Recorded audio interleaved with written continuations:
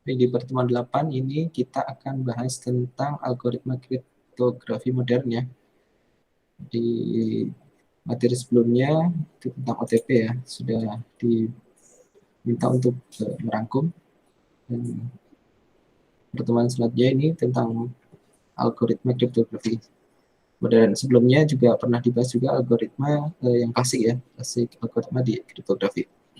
Nah, di dalam algoritma kriptografi modern ini sebenarnya hampir sama dengan klasik ya, yaitu menggunakan kekhasan yang sama seperti kriptografi klasik, yaitu permutasi dan transposisi.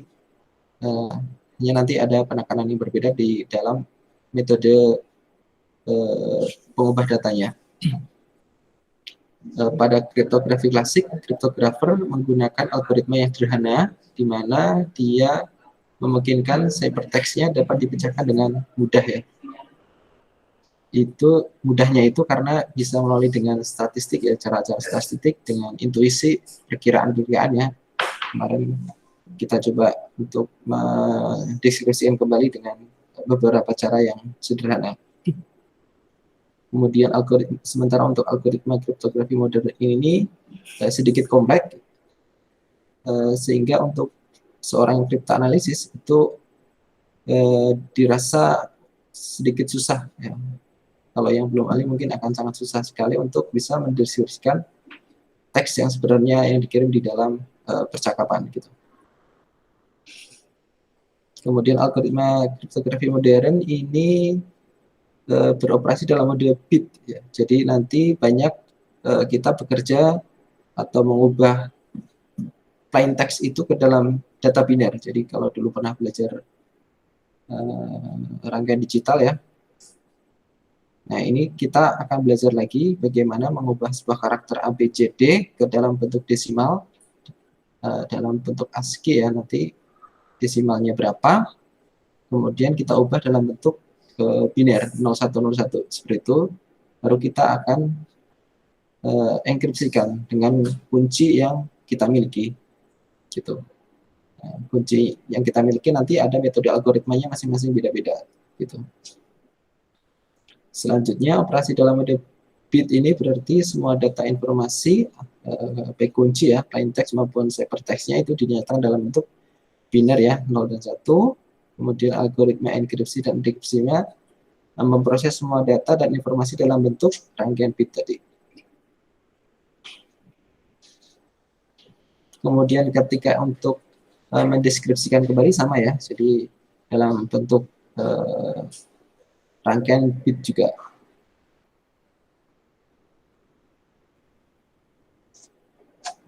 Nah, kenapa dengan menggunakan bentuk bit ya, ini tujuannya untuk menyesuaikan dengan perkembangan zaman, yaitu bahwa komputer sekarang juga sudah bekerja berdasarkan nilai biner bit 0 dan 1. Jadi makanya algoritma itu dikembangkan dengan bentuk biner. Kemudian ini ada sebuah diagram blok kriptografi modern, di mana sebenarnya ini adalah sebuah network protocol security ya. Jadi dalam network protocol security nanti ada confidentiality, kemudian ada data integrity, kemudian tentunya ada authentication, kemudian ada non-repudiation. Kemudian di bawahnya nanti layer yang lebih bawah nanti ada enkripsinya, ada MAC, kemudian ada challenge response, ada smart card, digital signature, dan lain-lain. Kemudian di bagian bawahnya lagi ada metode untuk enkripsinya. Kemudian paling bawahnya lagi itu merujuk kepada algoritmanya ya. Merujuk pada algoritma ada block cipher, ada string cipher, hash, kemudian DHRSA, dan lain sebagainya. Nah, ini contoh penggunaan bit ya, biner, rangkaian biner 0 dan 1 ke dalam sebuah plain text data yang akan dikirim. Misalkan kita punya plain text-nya, acak saja dulu ya. Ini ada 1, 0, 0, 1, 1, 1, 0, 1, dan seterusnya. Nah, ini ada metode itu dengan cara membagi menjadi beberapa blok bit ya. Di sini kita untuk mempermudahnya misalkan dibagi jadi 3 dengan panjang bitnya masing-masing 4 gitu. Nah, dari setiap blok ini dia merujuk pada sebuah nilai gitu. Kalau kita baca kan ini ada nilai 1, ini 2 pangkat 0 ya. Ini 2 pangkat 0 juga, ini 2 pangkat 3 ya. Jadi berapa? 8 tambah 1 ya. 1 ditambah 8 lah. 9 ya. Ini juga 1, 2, 4, 16. 8 ya. Jadi 1, 2, 4, 1 tambah 4, 5 tambah 8, 13. Ini 1, 2, dan 4 jadi 6. Seperti itu. Nah, biner-biner ini kita ubah ke nilai desimal. Kalau dibagi menjadi 3 bit, bisa juga ya. Dibagi menjadi 3 bit, berarti ini ada 0, 1, 4 ya. Sorry, 1, ya, 1, 2, 4 ya. Jadi 4 ini. Ini 1, 2, dan 4 jadi 7. Ini 1, 2 berarti 2. Ini 1, 2, dan 4 jadi 6. Seperti itu. Kemudian bila panjang rangkaian bitnya tidak habis, maka biasanya ya, misalkan di sini kita bagi dengan jadi 5 bit gitu. Nah, ada sisa panjang bitnya itu tidak sama dengan blok yang lain, berarti kita tambahkan 0 di depannya supaya nilainya tidak berubah gitu, tapi panjang bitnya sama. Ini ada 5 bit ya, merujuk pada bit yang awal ini tadi. Nah, kalau kita bagi 5, dia ada sisa 1 0 ini, kita tinggal tambahkan kekurangannya berapa gitu. Sehingga panjang bitnya sama.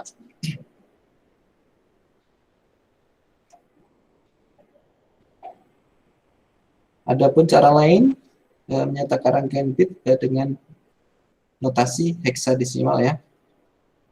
Kalau ini tadi diubah dalam bentuk desimal saja, 0 sampai 10. Ini heksadesimal ada 0 sampai 9, kemudian ABC sampai dengan F ya. 00 berarti 0, 01, 004 gitu dan seterusnya. Harusnya sudah hafal ya. Sudah, ini hanya mengulang saja.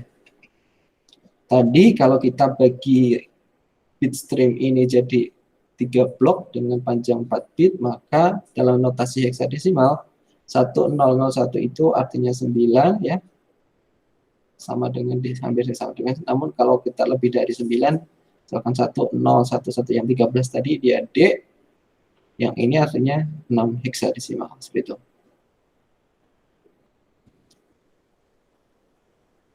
Nah, ini adalah salah satu algoritma untuk melakukan enkripsi, namanya adalah Cipher XOR.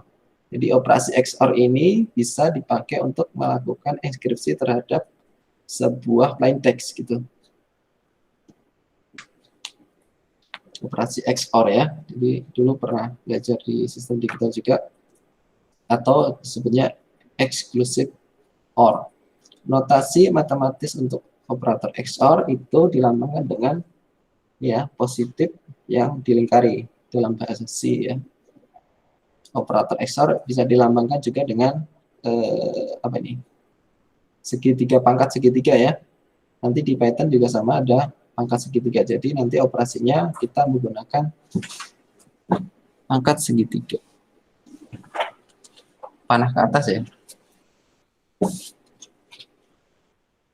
Itu kalau di keyboard berarti shift 6 ya. Shift 6. Itu namanya apa itu? Operasinya kalau dia sama menghasilkan nilai 0, kalau operasinya berbeda dia menghasilkan nilai 1 ya. Misalkan 0 0 berarti 0, 1 dan 1, 1 XOR 1 maaf. Itu berarti menghasilkan 0 juga, tapi 0 dan XOR 1, 1 XOR 0 itu menghasilkan 1. Nah, ini yang perlu diingat ya. Nah, ini ada sedikit tambahan bahwa operasi XOR ini identik dengan penjumlahan modulo 2. Artinya jika 0 plus 0 tadi, atau XOR 0 tadi, kalau yang ini plus ya, 0 plus 0 kan 0, dimodkan 2, hasilnya dia 0 juga. 0 ditambah 1, kalau dimod 2, dia adalah sisa baginya 1 ya. Kemudian 1 plus 0, jika dimod 2 sama dengan 1 juga. Ini mod ini kemarin juga sudah kita bahas juga. Ya, cukup jelas ya. Misalkan A dan B, C adalah peubah boolean, hukum-hukum yang terkait dengan operator XOR ini, berarti seperti ini ya. Misalkan A di XOR-kan dengan A, berarti nilainya sama ya. A dengan A kan berarti nilainya sama, maka akan menghasilkan nilai 0. XOR A dan A dan XOR B itu akan bisa dibalikan ya, B XOR A. Itu biasa disebut dengan hukum komutatif. Kemudian A XOR di dalam kurung B XOR C itu akan bisa menghasilkan di dalam kurung A XOR B di XOR-kan dengan C, atau biasa disebut asosiatif.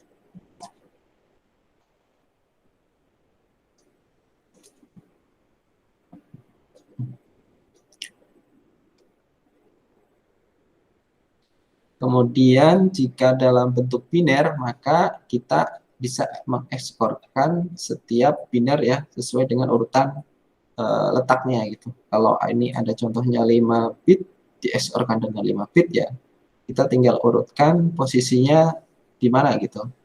Dari kiri atau dari kanan bebas saja ya.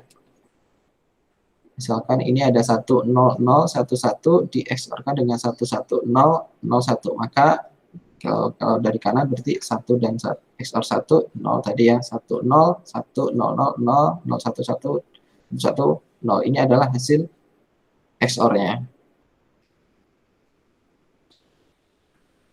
Nah, kalau merujuk kepada sebuah enkripsi, jika kita punya sebuah plain text ya, akan dieksporkan dengan key-nya gitu. Berarti persamaannya menjadi ciphertext-nya itu sama dengan plain text dieksporkan dengan key, kunci yang kita miliki.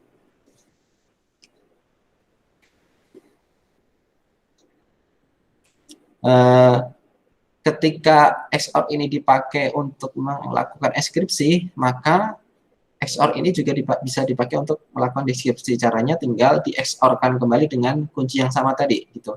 Jadi hasil daripada proses enkripsinya ini kita tinggal XOR-kan kembali dengan nilai kuncinya. Kuncinya ini kita pakai untuk meng-XOR-kan, maka nanti akan ketemu dengan nilai plaintext awalnya. Maka persamaannya bisa kita pakai dengan plaintext P sama dengan ciphertext-nya di XOR-kan dengan key-nya, kuncinya, seperti itu. Jadi, kalau membalikan ya tinggal di XOR-kan kembali aja ya.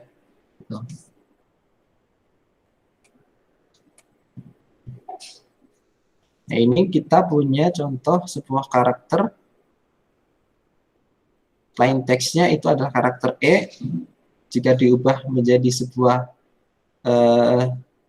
nilai biner, ini sebelum ke biner kita ubah ke desimal dulu ya, desimal baru ke biner, dapatnya ini 0 1 1 0 0 1 0 1, kemudian kunci yang kita miliki 5 ya, ini 1 0 1 0 ya, 1 1 0 0. Nah, ini juga sama karakter EPE ya.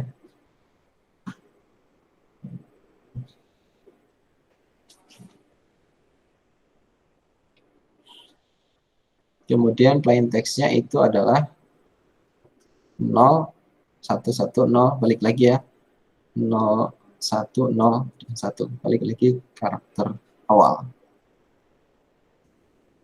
Jadi ini kalau kita XOR-kan ya, 1 1 jadi 0 0 0 0 1 1 0 dan seterusnya ya, menjadi sebuah ciphertext. Kemudian kalau ingin diubah jadi plain text awal, kita tinggal kasih kuncinya lagi kemudian kita eksporkan sehingga menghasilkan plain text awal seperti itu. Ini contoh sederhana program dalam bentuk C ya. Kalau di sini dalam bentuk C, nanti kita coba dalam bentuk Python-nya. Kita lewatin dulu ya.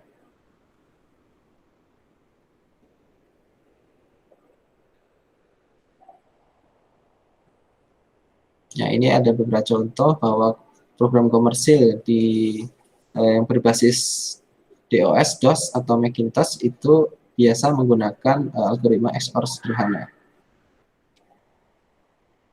Kemudian catatannya ini adalah karena terlalu sederhana, jadi tidak aman ya, mudah dipecahkan oleh cryptographer.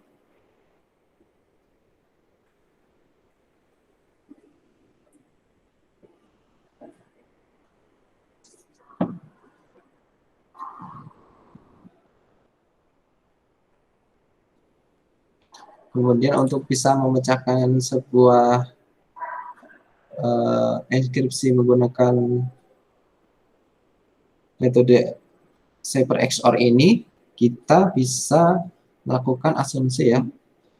Asumsinya yaitu misalkan panjang kuncinya itu adalah sejumlah kecil dari nilai byte-nya.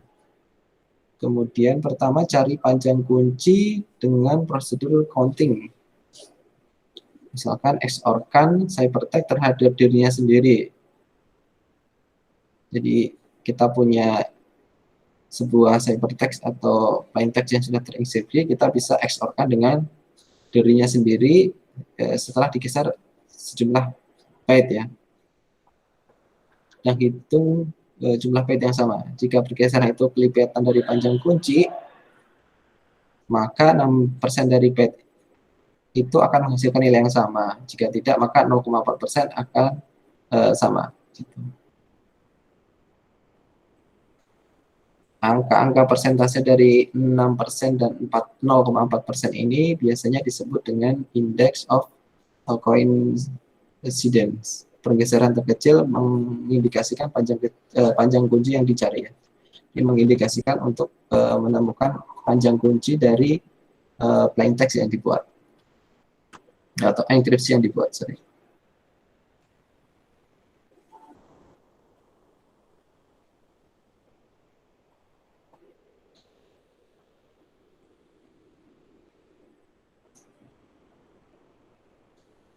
Kita coba algoritmanya dulu ya tadi.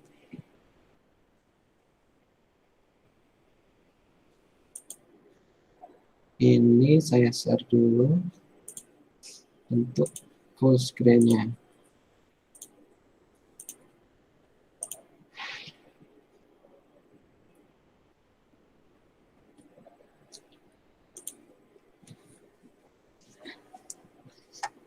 Oke, ini sudah muncul? Sudah, Pak. Baik.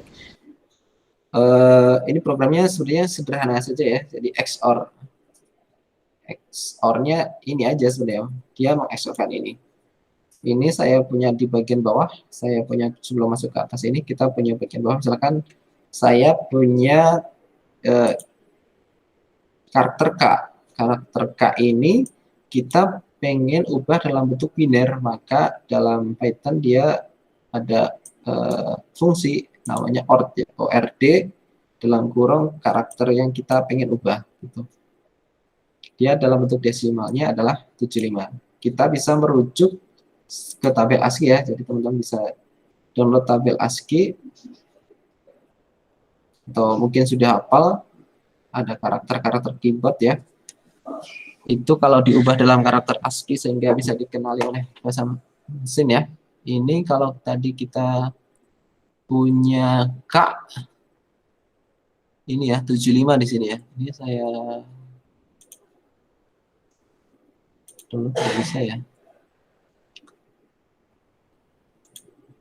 Sini aja ya. K-nya itu dia 75 ini ya desimalnya ya. Kemudian heksanya dia 4B, kemudian oktanya dia 113 dan HTML-nya ini ya. Dan bentuk karakter yang lain juga semuanya bisa diubah dalam bentuk desimal. Dari desimal ini kita ubah ke dalam bentuk biner gitu. Binernya adalah 1 0 0 1 0 1 1. Ini nilai kalau dihitung ya dia totalnya 75 gitu kan ya. Nah, kita tadi karakter cara melakukan apa? Cipher XOR itu tinggal di XOR kan kayaknya ya. Jadi kalau kita punya sebuah karakter sama dengan itu kriptografi K, maka kita bisa mengubah dia binernya ya, bin karakter itu sama dengan tadi OR dari karakter itu ya. Kemudian kita ubah lagi ke binernya. Bin berarti 2 kali ya, seperti ini. Kita coba print saja, print dari biner karakternya seperti ini ya. Nah, hasilnya sama aja kan. Ini kalau dikerjakan satu-satu, ini kalau dikerjakan sekaligus gitu. Ini kalau tidak pakai variabel, ini kalau pakai variabel, seperti itu. Jelas ya. Nah, kalau kita punya karakternya adalah kripto, apakah bisa string ya bentuknya ya? Kita ubah ke biner, apakah dia mau? Nah, dia nggak mau. Artinya dia hanya bisa mengerjakan satu per satu. Maka di sini programnya adalah di for, di looping per karakternya. Jadi kita cari tahu panjang daripada inputnya dulu. Lihat algoritmanya, kita cari tahu panjang inputnya sebagai bentuk loopingnya. Dia akan di looping berapa kali tergantung dari panjang karakter yang kita inputkan. Kita menginputkannya misalkan kuliah kriptografi. Maka kuliah kriptografi ini ada spasinya pun nanti dihitung ya, berapa panjang datanya. Setelah itu baru dia di-OR-kan dengan XOR-kan dengan kuncinya. Kuncinya kita punya K, C ya. Kita coba K dulu ini kita enkripsi. Hasil enkripsi. Kita enkripsi dulu aja ya. Si antara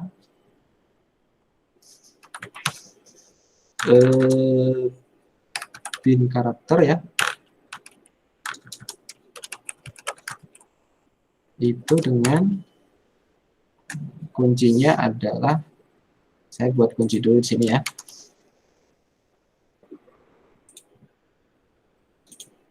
Kunci itu adalah bin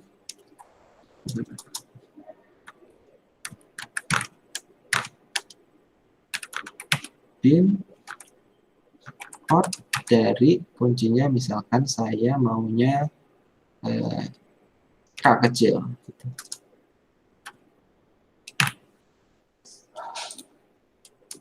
Print kunci. Nah, ini adalah kunci yang kita miliki. Ini adalah karakter yang ingin kita enkripsi. Maka kita tinggal XOR-kan karakter dan kuncinya seperti ini. Kemudian kita print nilai dari hasil enkripsi.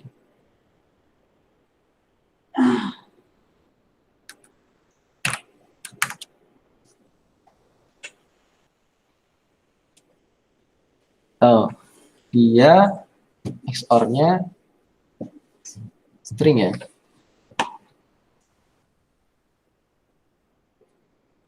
Oh, dia nggak mau string ya, string.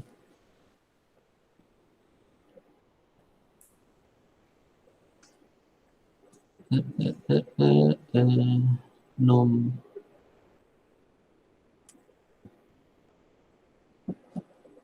kita ganti dengan kunci kunci.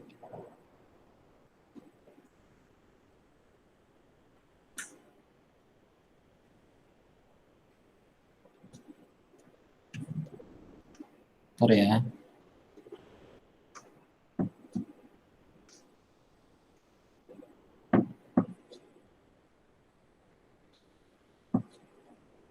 Kok dibacanya dia string ya, str ya.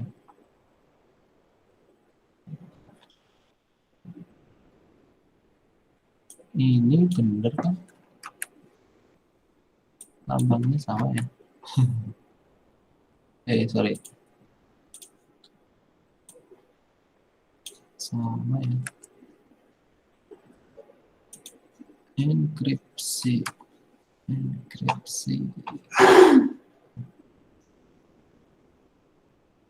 Ini kalau kita pakai ini aja ya. 10010110011 dengan 111011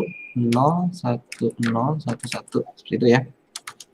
Nah, ini dia hasilnya ini.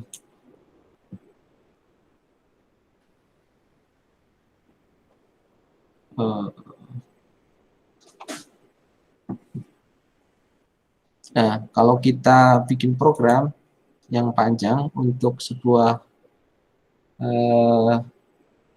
teks gitu, teksnya kita bisa inputkan di sini. Kita buat dulu prosedurnya dengan G-nya bisa macam-macam ya. Kita ada G-nya ada K, C, dan H, bisa ditambahkan dengan G-G yang lain. Pengennya misalkan 5 atau 6 atau 7 ya. Semakin panjang kan semakin susah untuk ditebak ya. Kemudian kita looping tadi satu persatu karakternya kita ubah menjadi biner. Kemudian baru kita OR-kan dengan kuncinya K, C, dan H ini. Kemudian disatukan kembali ya untuk menghasilkan nilai tertentu. Nah, ketika dia dieksekusi, kita panggil prosedur enkripsinya.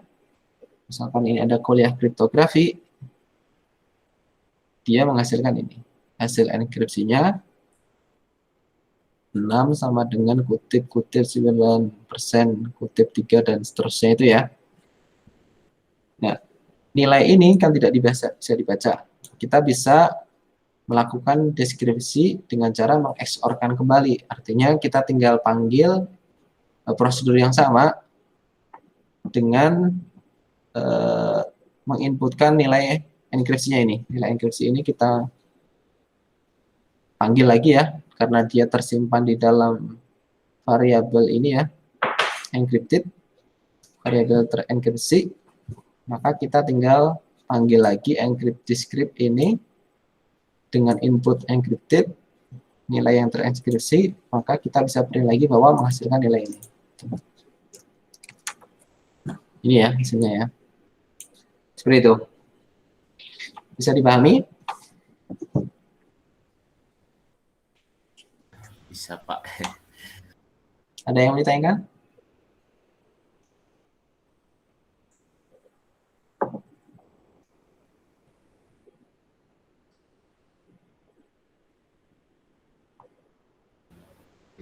Seperti belum ada, Pak. Bisa ya? Bisa, Pak.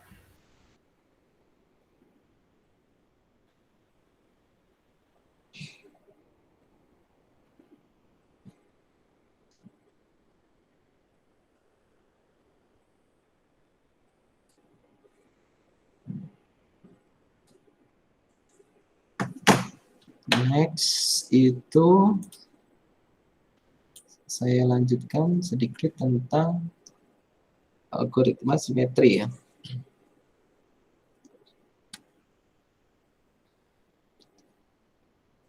Algoritma simetri sama ya dengan pembahasan sebelumnya bahwa ini termasuk sebuah algoritma modern ya, kriptografi modern di mana di sini dia beroperasi dengan metode bit ya. Ada nanti bisa dikelompokkan, ada bitnya itu ada bit stream, ada block stream gitu. Nanti disebutnya dengan cipher aliran atau stream cipher, di mana algoritma kriptografi beroperasi pada plain text dalam bentuk bit tunggal satu persatu secara serial. Di mana berarti di sini untuk melakukan enkripsi itu dilakukan satu persatu, satu bit per satu bit gitu. Mirip dengan tadi contoh tadi.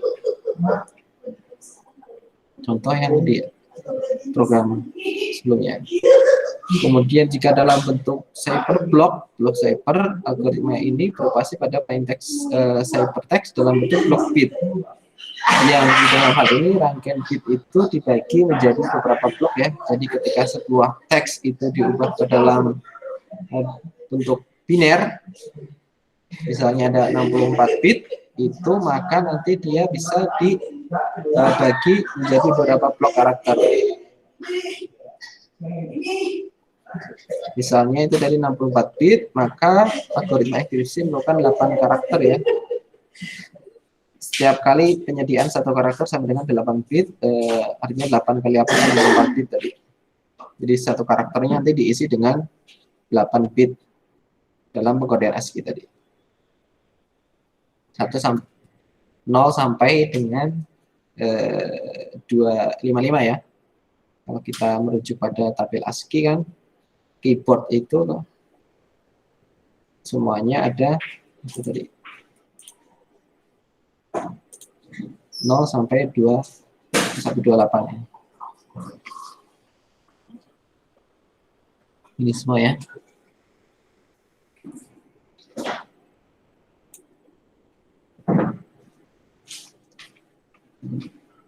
Ini untuk cipher aliran, di mana tadi dijelaskan bahwa dia mengubah plain text-nya itu berdasarkan bit-bitnya. Jadi ketika sudah diubah jadi nilai biner itu bisa dienkripsikan satu-satu dari kiri atau dari kanan satu persatu ya, untuk dienkripsi.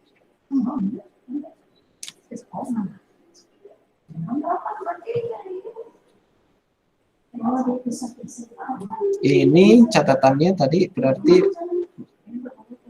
dari plain text menjadi ciphertext itu per karakter atau per kata, misalnya Vigenary cipher dan one time pada pet cipher gitu. Ini dikenalkan oleh Vernam ya. Vernam, algoritmanya namanya Vernam. Vernam cipher itu diadopsi dari one time pet cipher, yang dalam hal ini karakter diganti dengan bit 0 atau 1. Kemudian ciphertext diperoleh dengan melakukan penjumlahan modulo 2. Tadi ya, yang kita cari nilai ciphertext-nya dengan cara plain text ditambahkan dengan kuncinya di mode dengan 2.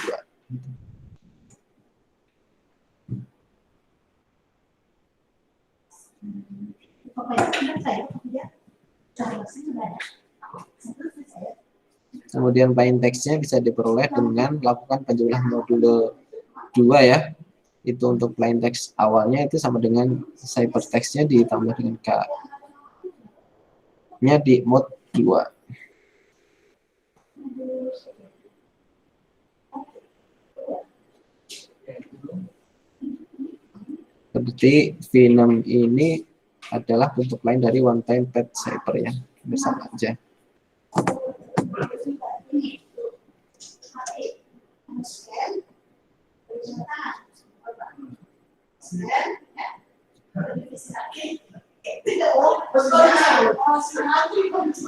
Pada cipher ini bit hanya mempunyai dua buah nilai 0 dan 1, sehingga proses enkripsinya dia menyebabkan dua keadaan ya, bitnya berubah atau tidak berubah.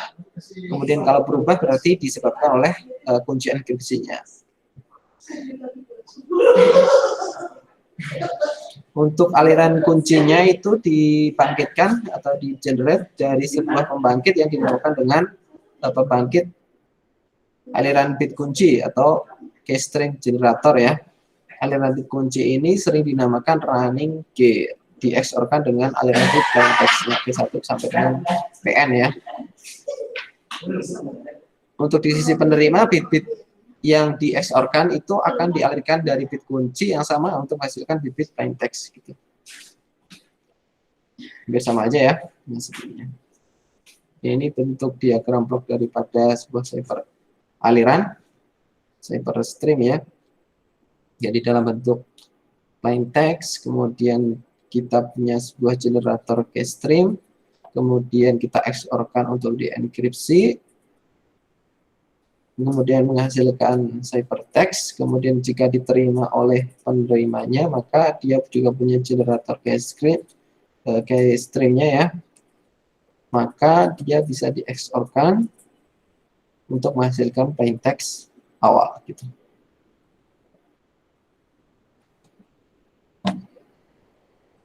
Ini plain text, ini adalah kuncinya, maka bisa di XOR-kan hasilnya ini. Ya, sedikit mual aja nih.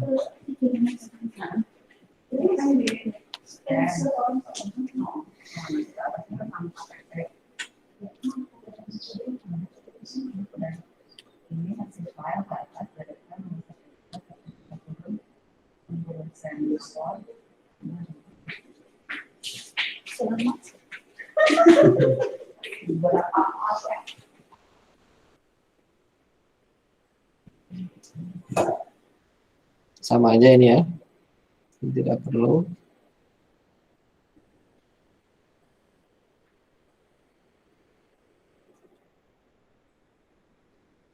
Nah, ini blok diagram bentuk yang lain aja, ini semacam kayak apa ya?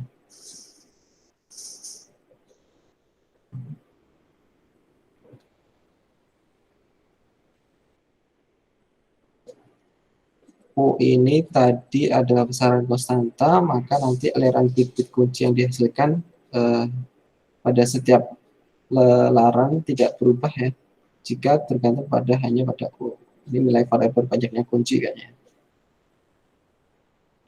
Berarti membangkit aliran bit kunci tidak boleh mulai dengan kondisi awal yang sama supaya tidak menghasilkan kembali bit kunci yang sama pada setiap lelaran.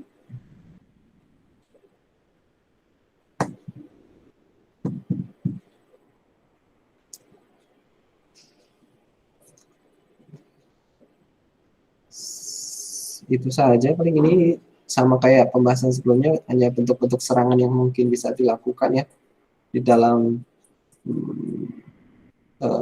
algoritma simetri ya, menggunakan XOR. Jadi baca saja.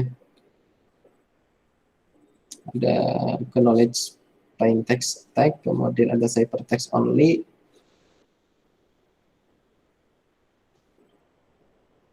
flip bit ya, 3 bentuk serangan. Itu aja sih. Nanti ada bentuk lain juga ya, berarti kalau simetri nanti ada asimetri ya. Itu mungkin untuk pertemuan hari ini ya. Nanti bisa dibaca-baca kembali. Saya share di LMS untuk materinya, dan materinya sudah saya rekam untuk bisa dipelajari kembali. Nanti akan ada UTS berarti ya. Nanti akan saya ada UTS tertulis, karena saya khawatir pembuatan programnya tidak berjalan dengan baik. Jadi sebaiknya saya kasih ujian tertulis di UTS dan UAS-nya untuk isi nilai ya. Baik, jika tidak ada yang disampaikan atau ditanyakan, saya cukup saja. Assalamualaikum warahmatullahi wabarakatuh. Waalaikumsalam warahmatullahi wabarakatuh. Saya izin Pak, ya. Ya, terima kasih.